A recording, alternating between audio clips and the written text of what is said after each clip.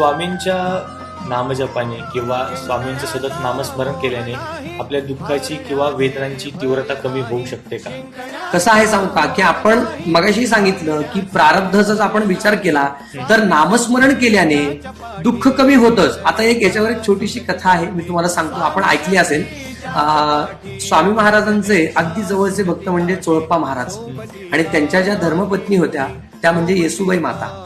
एक दिवस असा प्रसंग झाला होता, साधारण सायंकाळच्या वेळी त्यांच्या हाताला विंचवाने दंश केला होता आणि त्यांना भरपूर यातना होत होत्या, भरपूर वेदना होत होत्या. स्वामी महाराज समोर होते. त्या म्हणाल्या, स्वामी काहीतरी करा, मला खूप जास्त यातना किंवा वेदना होत आहेत. खूप मोठ्या मोठ्याने रडत होत्या, जीव कासावीस होत होता.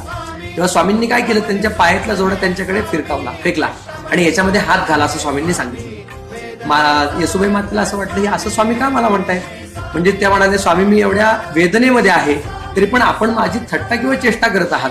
स्वामी म्हणाले, तुला जर तुझा त्रास कमी करायचा आहे तर मी सांगतो ते कर.